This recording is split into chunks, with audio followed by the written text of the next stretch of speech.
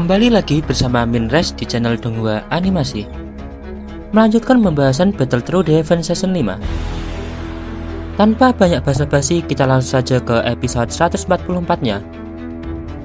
Pada episode sebelumnya, Nalan Yanran datang ke Pavilion Bintang Jatuh untuk meminta bantuan pada Shoyan agar ia bisa menolong gurunya, yaitu Yun Yun. Shoyan pun meminta Nalan Yanran untuk menjelaskan semua apa yang terjadi. Nalan Yanran pun berkata, "Aku datang tanpa sepengetahuan guru. Awalnya, beliau tak mengizinkanku." Shoyan pun mengangguk. Ia tak heran. Yun Yun memang keras kepala. Bahkan, dalam kesulitan pun, ia tak akan dengan mudah meminta bantuan. Nalan Yanran melanjutkan, "Aku seharusnya sudah memberitahumu. Setelah guru dan aku tiba di Central Pines, kami bergabung dengan Sekte Bunga. Sekte itu cukup unik. Hanya menerima murid perempuan dan tak seagresif faksi lain. Lebih menyerupai sekte pertapa." Shoyan mengangguk setuju. Jika dibandingkan dengan sekte langit, sekte bunga memang jauh lebih tenang.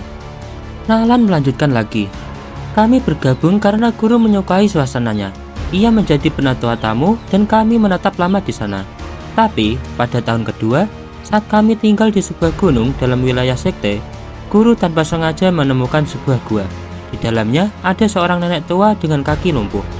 Nenek itu aneh, ia menyerang guru tanpa alasan. Tapi, guru malah mengirim makanan untuknya setiap hari. Dan itu berlangsung 2 tahun lamanya. Hingga pada akhirnya, nenek itu keluar dari gua dan tinggal bersama kami selama 1 tahun. Kami baru tahu namanya, yaitu Granny Hua.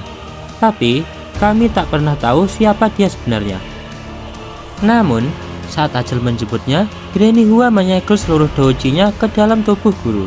Ia juga memberikan tablet giok dan meminta guru menjadi ketua sekte bunga." Shoyan nyaris tak percaya. Apa? Tanpa jejak doji di tubuhnya? Tapi ternyata dia seorang ahli tingkat tinggi. Nalan Yanran menjawab, "Ya." Guru pun terkejut. Tapi ia tak tertarik memimpin sekte. Tablet giok ia serahkan pada kepala sementara sekte bunga. Namun wanita itu kembali dan kini menginginkan doji Granny Hua yang tersegel dalam tubuh guru. Jika diambil, nyawa guru akan melayang. Pemimpin sementara sekte ini mengandalkan kekasihnya, yaitu Yohua Langjun, Dozun bintang 6. Dan yang lebih parah, mereka menantang guru bertarung. Tapi, sekte bunga punya aturan aneh. Sepasang kekasih boleh bertarung bersama. Itu berarti guru harus melawan 2 orang sekaligus. Mendengar penjelasan itu, Shoyan dengan tatapan serius pun bertanya, "Apa guru menyetujui tantangan itu?" Nalan Yanran pun menjawab, "Guru pasti merasa terpojok. Karena itu, aku datang padamu diam-diam. Jika kau tidak turun tangan, guru akan mati. Tolonglah Shoyan." Shoyan terdiam sejenak.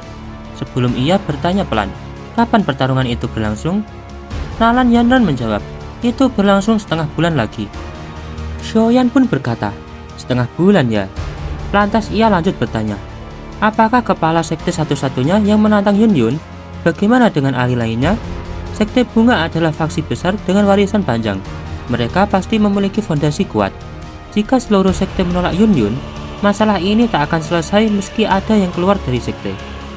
Nalan Yanran menjelaskan, sekte bunga memang memiliki fondasi yang kuat, tapi kebanyakan ahli seniornya tengah dalam retreat.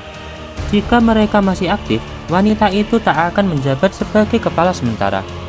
Sementara itu, sebagian besar para ketua setia pada nenek Hua dan mendukung wasiatnya. Satu-satunya masalah adalah wanita itu. Shoyan pun mengangguk dan ia merenung. Jika hanya 1 orang yang menantang, maka penyelesaiannya tak akan sulit. Tiba-tiba suara terdengar, "Pergilah kalau kamu memang menginginkannya." Entah sejak kapan, Yolao telah muncul di samping dan tersenyum pada Shoyan. Mendengar ucapan gurunya, Shoyan pun terkejut, lalu ia pun menyetujui hal itu. Masalah ini menyangkut Yun Yun, dia tidak bisa tinggal diam. Apapun yang terjadi, dia harus ke sekte bunga. Yolao melirik Nalan Yanran, lantas ia berkata, "Tak kusangka, Huayu pun telah sampai di akhir hayatnya." Shoyan terkejut, lalu menyadari bahwa wanita tua Huayu yang disebut itu adalah nenek Hua yang dibicarakan Nalan Yanran tadi. Lantas ia bertanya, "Apa guru mengenalnya?" Yolao mengangguk lalu tersenyum. Lantas ia berkata, Wanita tua itu sudah terkenal di Central Plains jauh sebelum aku. Dia orang yang hebat dan berkarisma. Dulu aku pernah bertemu dengannya beberapa kali. Dia angkuh, punya banyak musuh. Terakhir kali aku mendengar kabarnya, kakinya telah lumpuh, mungkin karena luka berat. Kalau tidak, ajalnya tak akan datang secepat ini. Tapi Yun Yun beruntung, dia mendapat warisan dari wanita tua itu. Sepanjang hidupnya, Huayu tak pernah mengambil murid. Dia tak mudah percaya pada siapapun, tapi Yun Yun mampu mendapatkan kepercayaannya.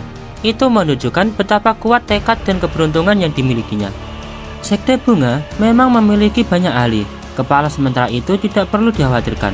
Dengan kekuatanmu sekarang, menghadapinya bukan hal sulit. Yang sedikit merepotkan adalah pria temannya, Yao Hua Liang Jun. Tapi kupikir kau masih bisa menanganinya. Yao Lao pun tersenyum lalu menjadikan jarinya. Sebuah tablet Gio putih melayang ke arah Xiaoyan. Ini tablet Gio spesial yang kubuat. Jikalau situasinya tak bisa kau hadapi, hancurkan saja. Aku akan datang secepat mungkin. Beberapa tetua sekte bunga pernah berhutang budi padaku. Sebut saja namaku. Mereka tak akan menyulitkanmu. Xiaoyan pun menerima tablet itu dan merasakan kekuatan spesial besar di dalamnya.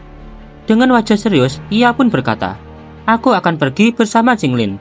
Tian Huozunze dan Xiao Yixian sedang dalam retreat. Lagi pula, kekuatanku sekarang cukup untuk menghadapi Dusun Bintang 7. Dan Jinglin, meski hanya Dusun Bintang 1, tapi setelah memanggil roh ular surga kuno, dia bisa menghadapi elit Dusun Bintang 6.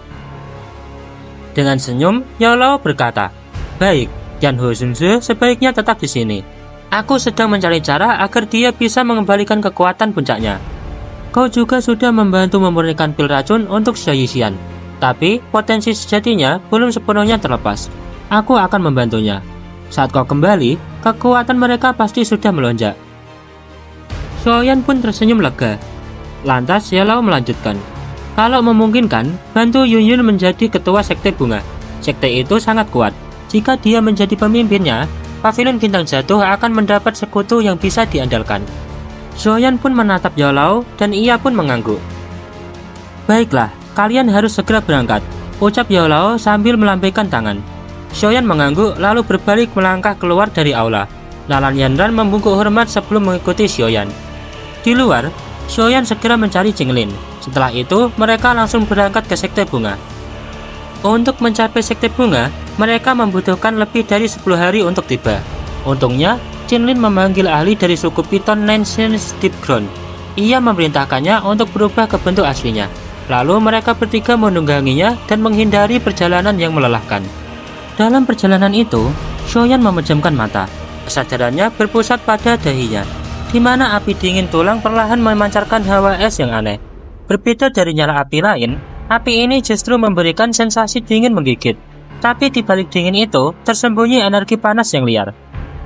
Xiaoyan mencoba menyatu dengan nyala itu. Awalnya, proses ini seharusnya memakan waktu lama. Tapi Xiaoyan segera menyadari bahwa api dingin tulang menerima keberadaannya jauh lebih mudah dari dugaan. Setelah berpikir sejenak, Xiaoyan paham alasannya. Saat Yao Lao ditangkap, api dingin tulang disegel dalam tubuhnya. Sejak itu, mereka bersama selama bertahun-tahun. Ia sebenarnya adalah pemilik kedua nyala itu, dan kini tengah menjadi pemilik utama. Maka dari itu, lebih mudah bagi Xiaoyan untuk menyesuaikan dirinya. Dengan ini, ia yakin bisa segera memperbaiki nyala itu menggunakan mantra api. Sekarang, api dingin tulang telah sepenuhnya menyatu dengan tubuh Xiaoyan. Tapi, untuk proses pemurniannya, dia akan melanjutkannya kapan-kapan. Karena saat ini, ia akan menyelesaikan urusan Yun Yun terlebih dahulu. 3 hari setelah Xiaoyan berhasil menyatu dengan api tulang dingin, ketiganya akhirnya melambat di atas deretan pegunungan yang membentang luas. Nalan Yanran memandangi sekeliling, lantas ia perlahan mendarat. Ia mengeluarkan benda berbentuk kelopak bunga dari cincin penyimpanannya. Begitu kelopak itu melayang ke udara, riak aneh muncul dari ruangan di depannya. Tak lama, sebuah penghalang spesial raksasa terbuka di hadapan mereka. Setelah itu, Xiaoyan dan Jinglin mengikuti Nalan Yanran untuk memasukinya. Mereka pun segera menuju ke pusat sekte bunga. Xin berpindah ke pusat sekte bunga. Diperlihatkan seorang pria dan wanita berdiri di sana. Sosok wanita itu pun berteriak, "Yun Yun, waktumu habis, tunjukkan dirimu." Sesaat kemudian, muncullah Yun Yun. Lantas, wanita itu mencibir, "Kupikir kau takkan berani datang." Yun Yun mengerutkan kening dan berkata, "Aku tak tertarik pada posisi kepala sekte. Mengapa kau memaksaku seperti ini?" Wanita itu pun membentak Yun Yun, "Kalau kau ingin selamat, serahkan doji peninggalan kepala sekte lama. Sekte ini menerimamu dengan baik, tapi kau malah berani mengincar posisi tertinggi." Yun Yun menjawab, "Segel doji itu diwariskan padaku. Jika kau menginginkannya, datang dan ambillah." Wanita itu pun berkata, "Kau pikir aku takut padamu?" Lantas ia menoleh ke pria di sampingnya dan berseru, "Yao Liang, bantu aku menyerangnya." Wanita itu melanjutkan berkata, "Yun Yun, kau mewarisi kekuatan kepala sekte lama. Tak masalah jika kau hadapi kami berdua. Ini juga sesuai dengan aturan sekte bunga. Sepasang kekasih boleh bertarung bersama. Kalau kau punya pasangan, silakan panggil juga." Yun Yun pun tersenyum tipis dan menggeleng. "Silakan mulai, aku tidak..." Sebelum ia melanjutkan kalimatnya, angin kencang berdesir dari langit. Sosok pria melesat dengan cepat dan muncul di samping Yun Yun. Ia menggenggam tangan Yun Yun di depan semua orang. Lantas sosok itu bertanya dengan lembut, "Nona Yun Er, aku tidak terlambat bukan?" Melihat itu, semua orang di alun-alun terbelalak. Karena seorang pria tiba-tiba menerobos masuk dan langsung meraih tangan Yun Yun. Dalam sekejap, suasana menjadi sunyi. Orang-orang saling berpandangan tak yakin apa yang sebenarnya terjadi. Wajah Yun Yun memerah karena malu. Dengan keterkejutan, ia bertanya, "Kau, Xiaoyan, mengapa kau ada di sini?" Xiaoyan berkata, "Aku tak mungkin hanya diam melihatmu dalam bahaya, bukan?" "Yan Ran, apa ini?" Yun Yun sempat bingung sebelum akhirnya menyadari situasinya. Ia merasakan hangat dari genggaman tangan Xiaoyan, lalu buru-buru menarik tangannya. Dengan suara perlahan, ia berkata, "Ini wilayah sekte bunga. Kau tak bisa sembarangan menerobos masuk seperti ini." Melihat kedatangan Xiaoyan, wanita yang ingin melawan Yun Yun pun berteriak, "Siapa yang datang ini? Sebutkan namamu. Kau berani-beraninya menerobos masuk ke wilayah sekte bunga?" Tatapannya tertuju pada Xiaoyan. Matanya menyipit curiga. Apakah pemuda ini bantuan yang dipanggil Yun Yun?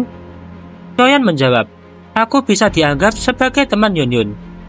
Pria di samping wanita itu menyaut, "Seorang dosen bintang 2 berani bersikap sombong di tempat ini? Aku kira kau bosan hidup." Karena Yun Yun tak ingin menyeret Xiaoyan dalam konflik internal sekte, ia hendak melangkah maju sendiri. Tapi Xiaoyan menahannya. Lantas Xiaoyan berkata, "Serahkan saja padaku." Yun Yun pun pasrah, hanya bisa mengangguk. Lantas Xiaoyan berkata, "Kalau kalian ingin bertanding, tidak masalah. Tapi taruhan pertandingan ini agak konyol. Jika kalian menang, kalian dapat warisan doji Yun Yun. Tapi kalau kalah, kalian memiliki jaminan apa?" Wanita itu menjawab, "Kalau aku kalah, Yun Yun boleh meninggalkan sekte bunga tanpa diganggu." Dengan tatapan serius, Xiaoyan menjawab, "Kalau hanya begitu, tak perlu ada pertandingan." "Apa-apaan ini? Berani sekali kau. Apa kau mengira sekte bunga tempat yang bisa kau datangi dan tinggalkan sesukamu?" Bentak wanita itu marah. "Sekalipun kau bisa keluar hari ini, sekte bunga akan mengejarmu seumur hidup." Xiaoyan pun membalas, "Silakan coba. Kejar aku sampai ke pavilion bintang jatuh jika kau mampu." Wanita itu pun terkejut. "Apa? Pavilion bintang jatuh?" Xiaoyan pun dengan lantang memperkenalkan dirinya. "Aku Xiaoyan, guruku adalah Yao Chen." Sebelum berpisah, beliau berpesan agar aku menyampaikan salam pada para sesepuh sekte bunga jika aku bertemu mereka. Mendengar nama Xiaoyan, wajah wanita itu dan Yang Hua Langjun berubah. Mereka tak menyangka Xiaoyan memiliki latar belakang sehebat itu. Salah satu tetua menyaut, "Jadi murid Yao Chen ya? Orang tua itu memang selalu cermat. Kalau ada waktu, aku ingin mengunjungi pavilion bintang jatuh." Xiaoyan pun menangkupkan tangan kepada salah satu tetua itu. Lalu, tetua itu pun menoleh kepada wanita yang menantang Yun Yun. Wanita itu bernama Hua Jin. Lantas tetua itu berkata, "Karena Tuan Xiaoyan punya permintaan, dengarkanlah." Dengan enggan, Hua Jin pun berkata, "Kalau begitu, cepat katakan permintaanmu." Xiaoyan segera berkata, "Jika kami kalah, warisan doji Yun Yun jadi milikmu. Tapi jika kalian kalah, posisi kepala sekte bunga harus dikembalikan pada Yun Yun." Setelah kesepakatan itu disetujui, mereka pun akhirnya bertarung. Pada pertarungan kali ini, Xiaoyan akan menghadapi Yahua Langjun. Segera, Yahua Langjun melesat bagaikan bayangan hantu. Doji yang besar langsung menyebar ke segala arah. Ia pun berseru, diri yang mulia ini ingin melihat seberapa hebat kemampuan murid Yao Chen. Dengan sigap, Xiaoyan pun melesat dan menghindari semua serangan Yahua Liangjun. Melihat kecepatan Xiaoyan, Yahua Liangjun berkata, "Apa Yao Chen hanya mengajarkanmu cara melarikan diri?" Xiaoyan pun menjawab, "Itu tak perlu difikirkan." Ia segera memunculkan 11 boneka. Dalam sekejap, formasi terbentuk dan tubuh boneka setan langit bersinar terang usai menerima transmisi energi. Melihat boneka itu, Yahua Liangjun pun berkata, "Boneka iblis ya." "Hua Jin, segel Yun Yun, bocah ini serahkan saja padaku." Hua Jin pun menyaut, "Dimengerti." Tatapannya yang dingin segera beralih ke arah Yun Yun. Ia pun segera melesat ke arahnya. Doji yang kuat menggelagak liar di sekelilingnya. Namun, sebelum Hua Jin sempat mencapai Yun Yun, dia langsung dihantam oleh tinju kuat dari boneka iblis milik Xiaoyan. Sementara itu, Yahua Liangjun fokus menghadapi Xiaoyan. Menghadapi serangan Yahua Liangjun, Xiaoyan menggunakan kecepatannya untuk menghindari semua serangan. Lantas ia berkata, "Aku harus menyelesaikan ini secepat mungkin." Lantas, sesaat kemudian, Xiaoyan segera menggunakan teknik Skyfire 3 Mysterious Jang, dan ia pun segera menerobos ke level Dusun bintang 6. Segera setelah itu, ia pun mengeluarkan 3 jenis api. Lantas, ia juga menambahkan 1 api berwarna putih. Dengan keempat api itu, ia pun membentuk teratai api pembakaran. Saat proses pembentukan itu, Yahua Liangjun pun terus menyerang. Akan tetapi, Xiaoyan dengan sigap terus menghindarinya. Hingga pada akhirnya, bunga teratai api itu pun terbentuk sempurna. Dan segera, Xiaoyan pun melemparkannya ke arah Hua Liangjun. Nah, baiklah. Untuk pembahasan dari spoiler Battle Through Defense Season 5 episode 144, Mimin cukupan sampai di sini dulu ya. Thanks for watching.